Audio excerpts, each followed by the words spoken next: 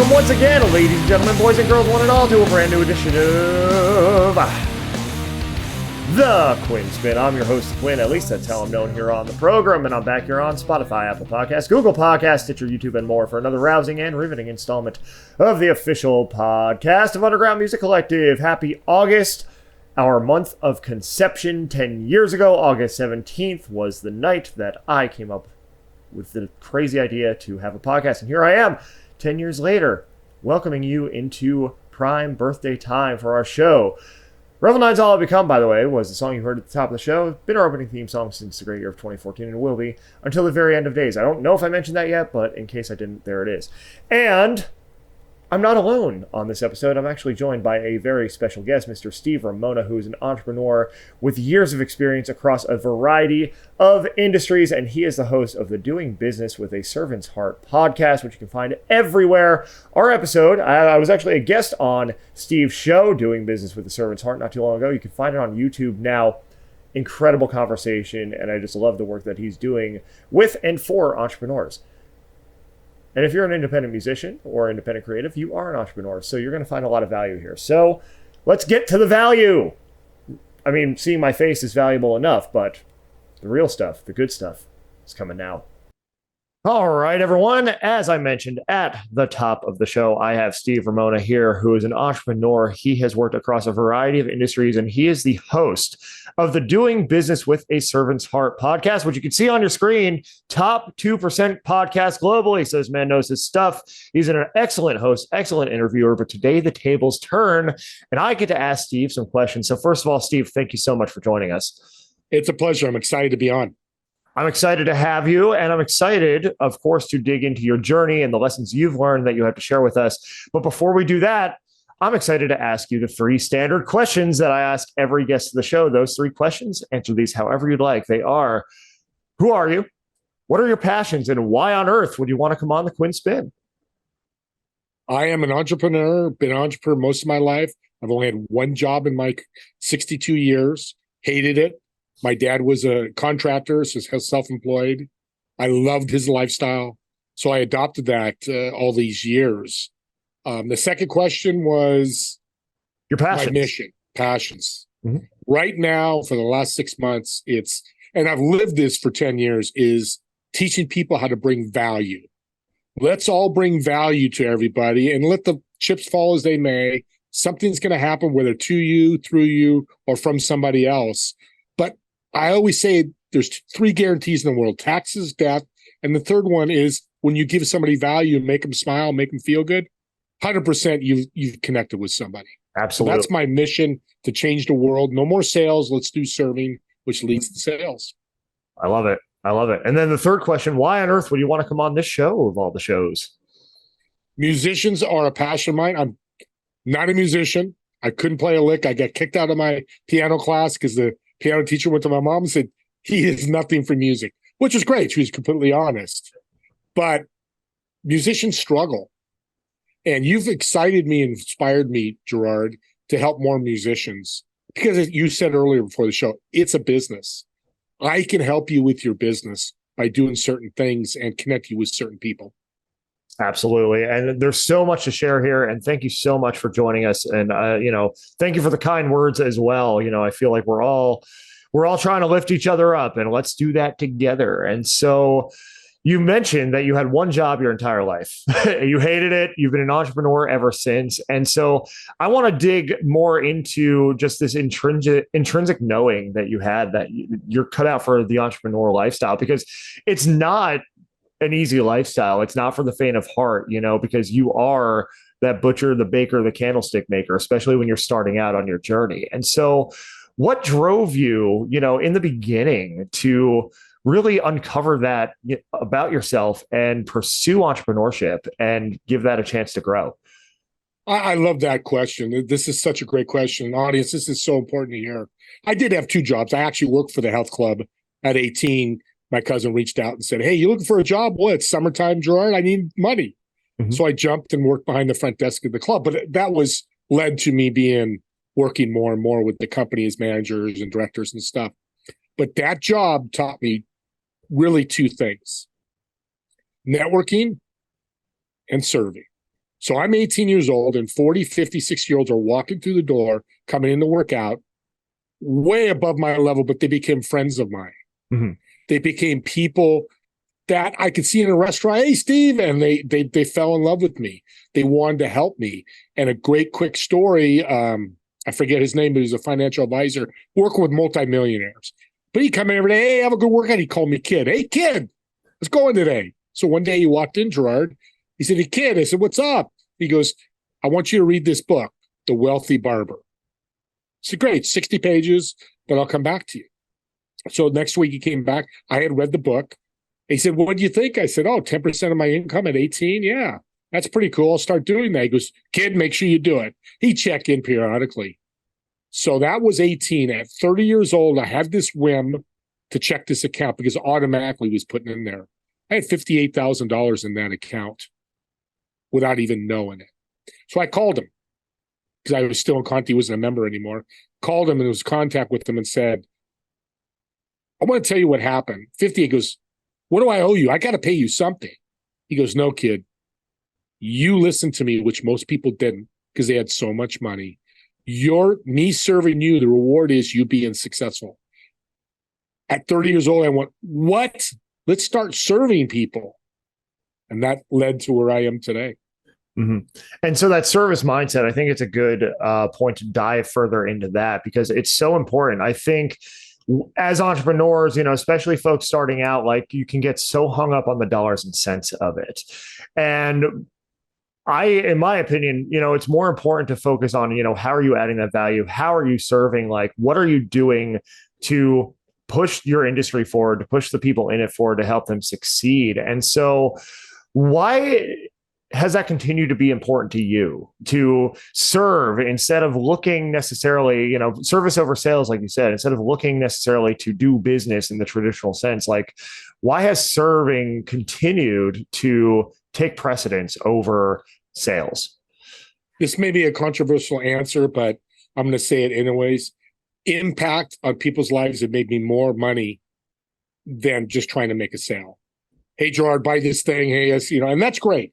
Nothing wrong with sales because we all need it. But when you make an impact in somebody's lives, guess what happens? You may get the sale, but you may get 10, 20, 30, 40 referrals. Doors open other places you never thought would open because the universe changes when you change somebody's life. And it doesn't have to be big. People ask me all the time, Gerard, what kind of service you talking about? I got to go to homeless camp or serve food? I said, whatever you're comfortable with. Leave somebody with the law of increase from Think and Grow Rich or value. It could be, hey, I like your blue shirt today, Gerard. Man, it looks good on this show, for example. Something positive, especially in these days with this world, you're going to make a change because it's an outlier. And that's what I think the impact should be. Yeah. And you can, as the person on the receiving end of that service, you can feel that impact. And there's a certain feeling that comes with that, right? That's certain, like, wow, this person cares. This person actually wants to help me. They're not just trying to make a buck, because we've all been sold to, right? Like, and we see it in the music industry too. People have like the thing that's going to take you to the top and they're just trying to sell. But, you buy that thing and you don't see the impact from it. And suddenly you've just spent a lot of money on a solution that didn't necessarily work. Whereas on my end, like as a coach, as an artist coach, like I'm trying to take the walk with you because I need to understand your journey so I can better serve your journey and point you to the resources that are going to help you. And there's no doing that. There's no doing that without taking that walk and without having that service mindset over, well, I just need more clients. I just need more sales. I just need to make more money. It's like, okay, but what am I giving in exchange for that in the first place? How am I proving this value to where people want to not only invest in my platform, but also spread the word about it, right? And so it's so important. I think it gets so lost because there's such a scarcity mindset, I feel, especially in creative industries where like the traditional thinking has been like, like everyone's a starving artist. Everybody's broke, it's dog eat dog. It doesn't have to be that way. I think it's so important for us to keep in mind. And I appreciate you leading with that mindset. And of course, you've been very successful in doing so, Steve. And I commend you for it because it's a tough mindset to develop. But once you see that light, there's no turning back from it, I feel. Yeah. And for musicians out there, here's how to look at it. You've got a potential sale. You hard sell them. It's all about the sale. You get that sale, and that's great. Or you take that person, you build a relationship, you give them some value, you impact their life, whatever that may be. That could lead to 10, 20, 30 more sales of your record, or 10, 20, 30 more doors open of opportunities where you're going to sing at a bigger place, where you're going to open with a band that you never thought you could open with. That's what happens. And it's all on faith. Trust me, it works, because I have a lot of people doing this, but you can't put a scoreboard on it. You can't say, I just gave Gerard, which I did. I gave you 3 referrals and now expect 3 referrals back. I just throw it out to the universe. I tell people that. Let the universe take care of it, and it will. Absolutely. Yeah. And I think too, it comes down, and first of all, thank you for those referrals. We're still setting up our meetings, and I'm really excited to talk to those folks. But I think it's so important to keep in mind that people want to work repeatedly with people that they like.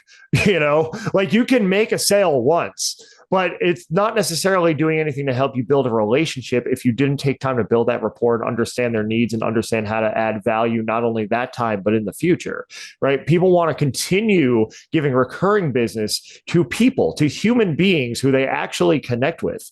And if they actually connect with you, then they're going to connect other human beings in their network with you.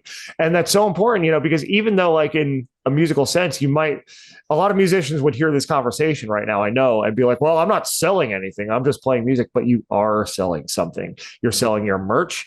You're selling your show tickets. You're selling the idea of you as an influencer. You're selling the idea of you as a brand, right? And how are you going to connect that brand to people in the age of transparency that we're in with social media is by actually being genuine and authentic and building those connections. And that's how you're going to find your audience too. And not everyone's going to be your audience, but the people who resonate with who you are and who you genuinely put out, that's it. That's them, and then you can build those connections and build those relationships and find more of those types of people. And here's it's so well said, Gerard. I love that, what you just said. I'm glad this is recorded, because you serve everybody. You serve wide, but you build relationships, niche, meaning small. You're not going to build relationships. I served 1,000 people last year. I'm not building relationships all 30, because you're right. We're not a fit. But again, you're leaving them, as they say, don't burn the bridge. Well, you never know. That person may not fit today. 2 years from now, they have an opportunity that you can work with. Mm-hmm. That's why you always serve, because they never forget. The Maya Angelou quote, I always forget it, but it's something like, people know you, want you, and then it says, people always remember what impact you made. And I butchered that quote, but everybody knows Maya's quote. And that's exactly what this. Mm-hmm. You musicians out there, you start building relationships. You never know. You might get the call from Billy Joel's manager.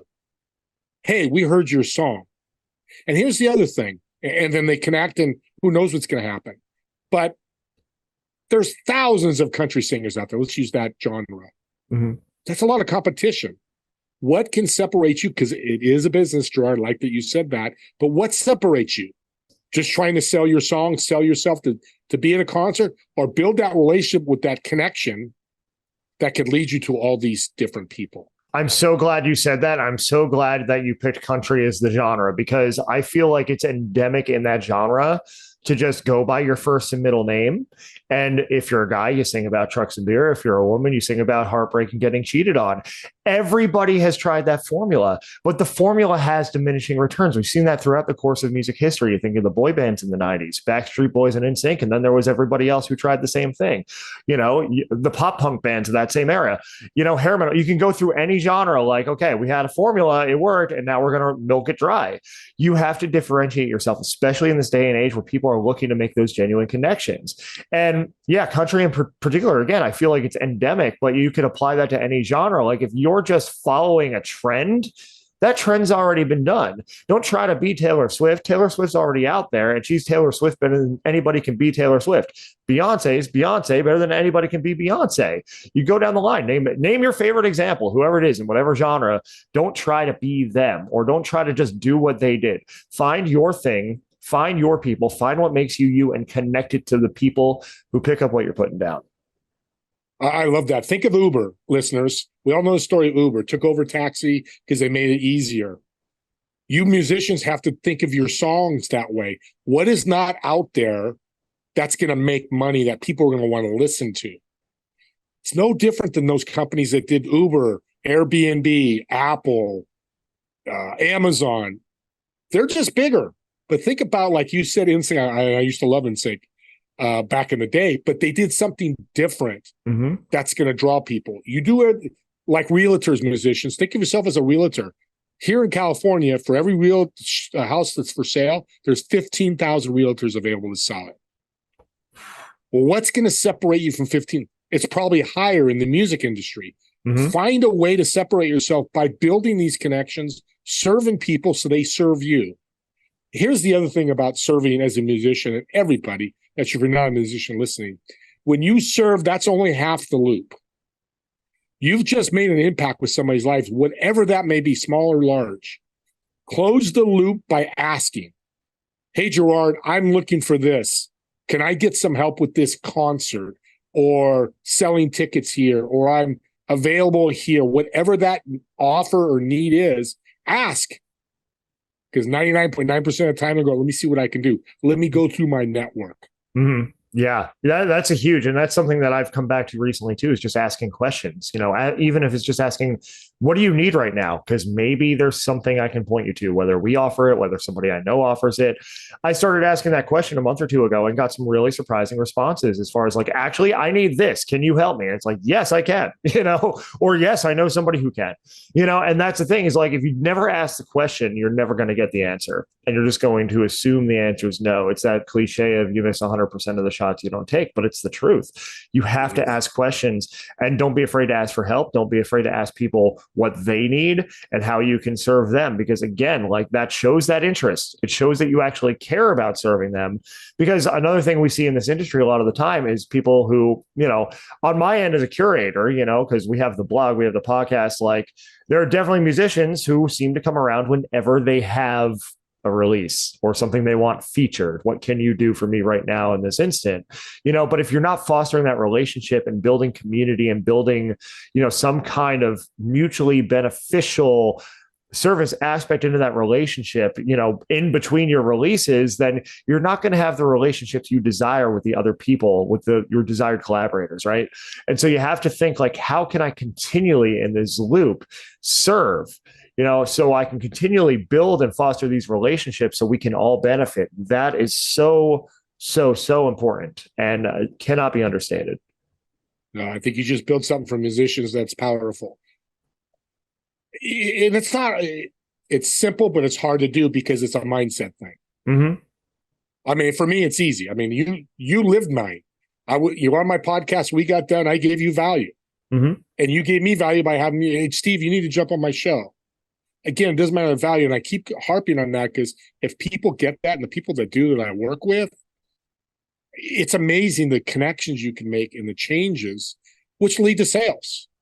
Taylor Swift, Billy Joel, Jimmy Buffett, they all asked.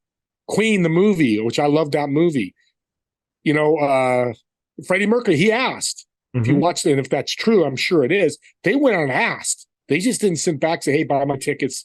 They went on and asked, and they worked hard at that, connecting and building relationships. And I bet you if you looked at all their biographies, there's some component to that, and now they're stars. And they also got over their fear of being told no, which I think is equally important because you have to look at every no as something that points your compass in a better direction, right? And, as somebody, myself, like I've struggled with that a lot, over the past year or two, I've stopped struggling with it because I realized that fear of no is holding me back. It's holding anybody who has that fear and lets that fear take control. It's holding them back as well. You have to ask the question. And if you hear a no, just be like, okay, thank you for your time. Move on, because now okay, maybe it's not geared toward this type of person, or maybe this particular person doesn't need this right now. Let me refocus my efforts. Let me repoint my compass. It's, I think, incredibly important to just face that fear and not let it stop you, because if you let it get the better of you, then it's going to take over and you're not going to end up where you want to be.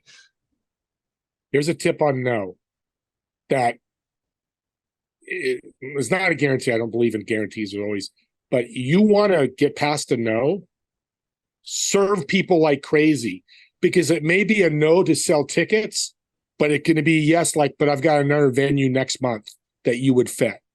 Because why? You brought impact and value to them. They want to help you. But in this instance, they can't, but you reach out to them a month later, hey, I'm doing this. Then it's a yes. So I'd like to turn your nose into yes. Yeah, it's going to take time, but you do a great job on that yes. Then it's another yes. And now people are coming to you going, hey, I want to book Steve Ramona. Well, they wouldn't book me, but in case I was a musician, hey, then that's what happens. It starts domino effect. Hey, I heard you play here. I want you to play here. Mm-hmm. I heard you play here. I want you to play here. So you can turn a no into a yes. Again, serving and building relationships. Absolutely. Absolutely. So valuable, Steve. And again, Steve Ramona joining us has been an entrepreneur pretty much his entire life. And he knows how to provide this value. So you guys are getting a masterclass if you're just joining us or picking this episode back up. And so I want to shift gears, of course, to another way that you're serving, and that's with the podcast, Doing Business with a Servant's Heart. Of course, you are featuring top business leaders who share resources and tips to help your audience grow. Personally, professionally, you're really helping just with the sense of holistic development and guests across industries. So you have people of all different disciplines coming into the fold, and of course within your network. But I'm curious, what are some of the common themes that listeners can expect to find within the content and from the guests that you feature? Great question. I have 3 themes: motivation, inspiration, and education. If you have 1 or 2 or 3 of those, whether it's a podcast, a movie, at this time, it's July 20th. I just watched Oppenheimer last night. It did all 3 for me. You go to a play, you go to a concert. If you get any of those, you're remembered. You're going to be talked about, which is what you want to do if you want to leave a legacy. So that's my goal in my show, is the motivation, education, and inspiration. Because it impacts people's lives. Mm-hmm. If we just talked about, the song Brown Eyed Girl, it's a great song. I love it, but it's not impacting people. Maybe they go, oh yeah, I remember that song when I was a kid, my first girlfriend, whatever it may be. But I want to do something that impacts the audience. And that's what you should be doing with your podcast. Here's just a great example. That's why I'm glad it happened yesterday. I had a guest on my show, Summer Watch. You can reach out to it. Great time. We got done. We were just so ecstatic. She connected me with, she's got a Sugar Ray Leonard son. If you don't know Sugar Ray Leonard, he's the one of the top boxers in the world. He's probably in the Boxing Hall of Fame. And the second one is Robin Williams' best friend, who committed suicide. We all know that. One of my favorite comedian. Great. Here's the thing about a platform like this or a podcast. I never would have met those people if I didn't have it. Why would they connect with me? What am I going to give this guy? Because he's retired and he's just got a lot of connections. He just wants to get his philanthropic stuff out there. Well, I now have a platform. Just talking to me one-on-one and trying to sell him on something, he just didn't have time to do it. But as soon as she saw my podcast and we did it, she goes, you got to talk to this guy. He's going to love to be on your podcast. Imagine you musicians, and I don't know if I told you this, Gerard, when we did our show, every single musician needs to have a podcast because it sends out your mission, your desire, your passion for your songs. Thousands of people. You interview Gerard, you get him on your show, you talk about your songs, you talk about Gerard, but now people see you. And then you start being guests on other shows, which is the other component. I guarantee your income will increase because your network is going to increase. Your network is your net worth. You have one person in your network, how much money you make, or me, 10,000 in my network. Imagine the income and potential opportunities I have for the future. And putting your message out there in this medium is especially powerful because it's conversational. It's no frills. It's no holds barred in a lot of senses. You can put the real you out there more easily through this medium, I feel, than any other medium there is. And that's why I love it. And that's why I've been doing it for 10 years, because it's that outlet. And that's how this all started for me, was just this outlet. I was no one. I was working a corporate job. I needed an outlet. It just ended up in the music industry because we started featuring independent artists more and more and more. And from that, though, it's given me everything I have. It's given me this entire platform, the entire UMC platform. Everything that's come of it, like, is a direct result of me starting this podcast. My entire life, I owe to this podcast that I started 10 years ago. That 10 years ago this month, like, came up with the concept for, as a varying. And, and so what Steve's saying is true, everyone. Like, you should be putting your message out there, because that's how you're going to connect with people in a genuine sense and find any way that you can to do it. And again, that's another thing where you've got to get over your fear. What if people don't like me? What if they don't like what I have to say? What if they judge me? Well, then they're not your audience. Focus on the people who are picking up what you're putting down and build together. I love it. That's so well said, and what a great testimony. And having the ability to, don't think of Joe Rogan as what you're aspired to, because he's not a podcast. He calls it the Joe Rogan podcast, but it's a TV show. He's got 3 cameras. He's got guys on computers doing research in the back, and he records for a few hours from what I heard, and then bits it up into a podcast, which is cool. But when he's got Robert Downey Jr. in his studio, you're not going to let the guy go in 20 minutes. He's going to talk to the guy for hours to get as much information that he can entertain us with. Mm-hmm. Podcasting is the simplest way to connect, besides, YouTube Live, Facebook Live, YouTube. Those are great too. But what I love about a podcast, it's evergreen. If you don't understand what that is, people out there, it means your platform, your show sits there forever. Somebody 2 years later could hear your show and connect with your guests. How many things give you sales years later? Absolutely. 10 years? Yeah. And that's the thing, is like, depending where you're distributing your content too, like, it lives there forever. I'm, especially in the coaching game now, like, really leaning into YouTube and repurposing a lot of this content from the show, like, especially episodes like this with entrepreneurs like yourself, or the solo missions I do, like, repurposing that content as coaching content for YouTube, because YouTube has such a longer shelf life than, say, your average social platform. Right. And so, like, somebody could search, for a certain topic and come across your video. It's 5 years old, but they can still get a lot of really good information out of it, and then start following you and catching up with what you're doing currently. Right. There's so much value into just having the information out there, and it's evergreen. Like you said, like, this conversation 5-10 years from now is still going to be relevant, because we're not talking about current trends. We're talking about tried and true principles: service, networking, providing value to people, getting your message out there, telling your truth as you know it. Or, like, these are things that are going to just stand the test of time. So 10 years from now, I am excited to come back to this episode and, like, still be nodding along, because it's like, yeah, like, this is all good stuff that, again, I'm so blessed to have somebody like you, Steve, on the show, because, like, there's so much value here. And, there's just value in knowledge. There's value in our experiences as we share them. So to all of you out there, musicians or not, wherever you are in the creative space as an entrepreneur, like, lean in. It will change your life. Again, my life as I know it all has to do with this podcast that I started 10 years ago. So Steve's on the money here, y'all. So you're getting, again, a masterclass here today. One more question I have about the podcast. So obviously, again, you've had so many guests from across industries and so many lessons, ideas I'm sure they've shared. How have the ideas and the lessons shared by your guests informed your own journey? And is there a particular lesson or story from one of your guests that continues to resonate with you? Well, I love that question, because people don't realize, as a podcast host, I've learned so much. I've been inspired, motivated, and educated by my guests as a host. And one of those is Jeff Griffin, who in the summertime, he was painting, fell off his ladder and broke his back, became a paraplegic. But he didn't give up. He walked this year, I don't know what year, but this year of 2023, he walked a 9,000-foot mountain in Ogden, Utah, as a paraplegic, with a support of 20 people.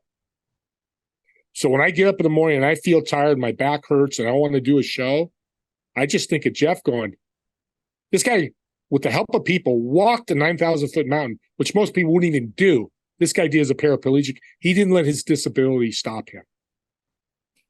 Amazing. And that's the thing, like, there's that perseverance. And I think there's so much that we take for granted, right? Because, like, we all go through things that feel hard, or, maybe they're hard to us based on our experience, but we all, if you're breathing, you have a chance. and you have a chance to get up and do the best that you can. And I think, again, so much that gets lost. And especially like depending on the media you're consuming and how much you subscribe to this idea that the sky is falling, like people get really discouraged pretty easily these days. There's more information out there and it's more accessible than ever, but there's also more access to bad information or non-beneficial information than ever. And unfortunately, that's a lot of what's thrust in front of us, right? In the news, on, just in general, in popular culture and media, the controversy of it all. They say it sells. I don't know if I believe that. I just think they don't give us a choice. But that's besides the point.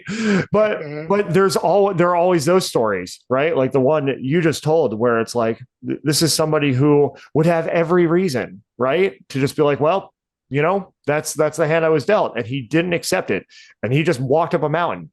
He just walked up a mountain despite being a paraplegic. Like, if he can do that, then what can you do? What can you and I do, Steve? Like, it's incredible when you really think of like the human spirit and what that truly is and what that truly entails and what that gives us, the opportunity that gives us every day. Huge. Yeah. And I want to add some value to this, even more value with regards to podcasting. YouTube, you mentioned it. Mm-hmm. If you have podcasts, they're not on YouTube yet, you need to go over there. YouTube is taking, I think, 85% of the podcasting market. Their market's bigger than all the podcast platforms combined. Mm-hmm. So there's a podcast category you can put everything in. You can reach out to me and I can show you how. The second thing with YouTube, shows can go on right away. Like this, when I do a show with an hour later, it's on my YouTube. So I'm promoting my guest quickly, and people love that. So if you need help with that, I can help you. But YouTube is the key now for podcasting. And as anything in technology, it changes. Yeah, absolutely. I mean, there are a lot of platforms to keep up with, but I feel like YouTube in particular, has really stood the test of time. Like it hasn't been taken out by any of the others. Like it hasn't lost its favor. Like it always has its audience, and its audience is the audience that tends to look for more educational content, right? Yeah. And so if you are educating people within your industry, within the creative space, whatever you're doing, like there's a home for you there, because it's easy for us to get frustrated with the algorithms, right? Like, Instagram's always changing the algorithms, Facebook, even TikTok, the goalpost has moved a little bit, but YouTube, like really to me, what I found about YouTube is that you have to show up there. You have to be consistent in the content that you're putting out and utilize the tools at your disposal. You post the longer form videos like the episodes like this, but then you break them out into shorts. You repurpose that content. You'll have content all day, week, month, year, and you're building that following, you're building that momentum. And the great thing about the shorts too, is it's bringing a lot of new eyes and ears in because it's just putting it right in their feeds based on content they've viewed. If somebody views one video from your channel, all of a sudden they'll look at their home screen, they might see 2 or 3. It's and all there right in front of them. They don't have to scroll. They don't have to go anywhere. Right when they get there, if they're on their PC or Mac anyway, on the phone, you have to scroll a little bit, but like it's all right there laid out. Yeah. So there's so much value to just being in that space. And I feel like, and I could speak to this too, because there was a time where I was kind of intimidated by YouTube because I knew that it didn't play nicely with the other social networks. But it's not about getting it to play nicely and getting people to leave those to go to your YouTube channel. It's about building your following there and finding ways to drive people to it through your website, getting crafty about how to do that on social media, because we all know if you put a direct link somewhere else on Facebook buries it, right? But finding ways to get people there, to get them that message however you can. So important. And yes, so much value to really understanding the nuances of that channel, because it's huge still to this day. It's been huge since its inception, and especially in our space, the podcast space, the educational space. There's so much content there that you can find and that you can create yourself and start to build that audience who truly is there to engage. Love it. I love it.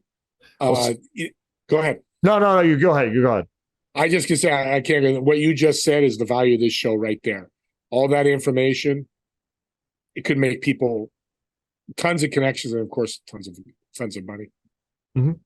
Absolutely. Well, I appreciate that, Steve. And of course, again, having guests like yourself is, only adding to the value of what we're doing here. This has been absolutely fantastic. We've covered so much ground here today.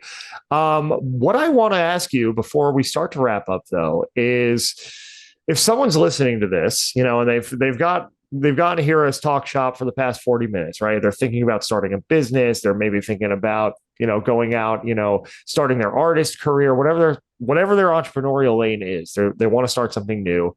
They don't know where to begin. Maybe they've never done it before. What's the one piece of advice you would give them to help them get started? Well, there's two things. The first one's get better 1% every day. So we start July 29th, where this is record 2023, where we're recording this. That's like 6 months. So that's it's like 400 days or whatever. Say it's 300 days left in the year. Actually, it's 160 days left in the year. You get better 1% every day. December 31st, 2023, you're 160% better. Audience, think about that. Are you going to be building relationships, serving more people, and making more money, or not? Absolutely. Here's the second thing. You want to start a business? You want to be a musician? We're coaches. You're a coach for music. I'm a coach for podcasts. What do coaches do? We help you at practice. If you're a sports person, you have practice for a reason. Football plays on Sunday. They practice all week. Baseball, they'll practice every other day when they're not having a game. Here's what I want you to do for serving. Start Monday. If this is any other day, start on a Monday. Every single person you run into virtually or in person, I want you to give them value. Whatever that may be, every single person, make it your goal. This is good practice to practice serving and being servitude. When you're done Friday, I want you to write down Friday night or Saturday afternoon how you felt and some of the stories that happened when you helped somebody and served them and brought them value. And that's how you practice serving. I do it every day. When I meet people, I met Gerard for the first time last week.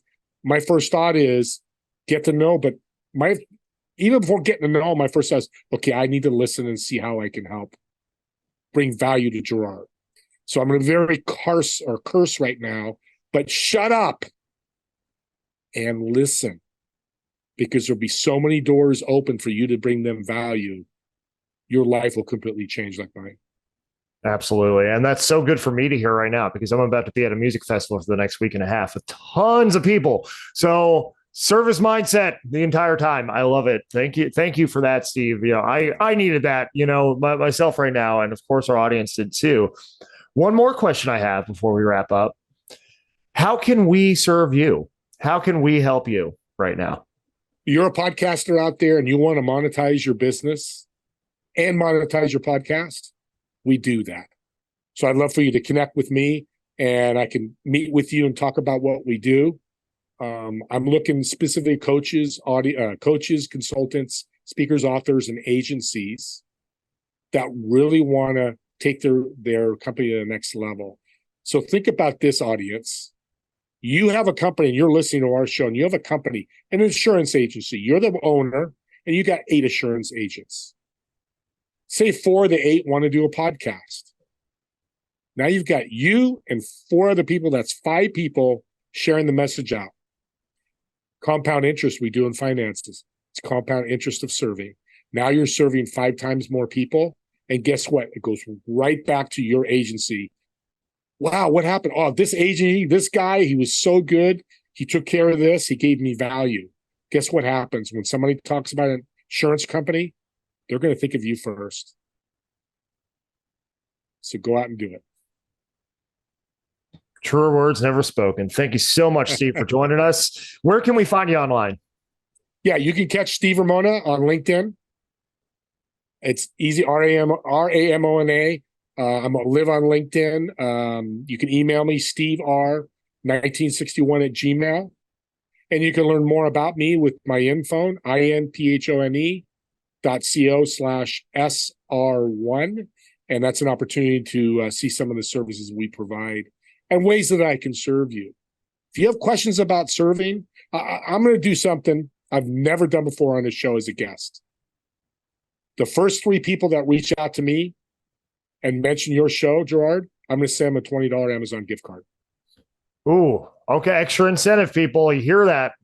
$20 Amazon gift card coming your way. Reach out to Steve, mention the Quinn Spinn, and it's yours. And of course, you'll be connected to Steve. And as you've heard on this episode, that is a very good thing because there's so much knowledge and just value and information here, that Steve is willing to share with you, willing to provide, of course, taking his time out today on a Saturday. We're recording on a Saturday evening here where I am, Saturday afternoon where you are. And I appreciate it so much. And thanks for everything you do, Steve. Thanks for serving. Thanks for providing value to our audience. And all of you out there listening, make sure you take Steve up on that offer. Thank you. God bless you. So there you have it, everybody. Steve Ramona joining us. Doing Business with a Servant's Heart is the podcast, his podcast. And I'm going to share a link to that, of course, in the episode notes here. And this podcast is called The Quinn Spinn, which you can find on Spotify, Apple Podcasts, Google Podcasts, Stitcher, YouTube, and more. Also on Instagram at Quinn Spinn Officials, 2 N's in Quinn, 2 N's in Spin. Learn more about the show at undergroundmusiccollective.com, our central hub for all things independent music, creativity, community, entrepreneurship, and more. UMC's on all the socials as well. That's Instagram, Facebook, LinkedIn, Twitter, YouTube. Follow the UMC 20 Spotify playlist. Of course, that's updated every Tuesday with 20 fresh tracks in the latest episode of this very podcast. Also, you're going to want to check out at Nash Live shows because Nash Live is the presenting sponsor of our 10th birthday show at the Cobra Nashville, which is taking place September 8th, Friday, September 8th. 10 years to the day of episode 1. We have a killer lineup, which I may or may not have announced the entirety of just yet, but you'll have to go to our socials to find that out. Revel 9's All Become going to take us out like it brought us in. Grab some muffins on your way out.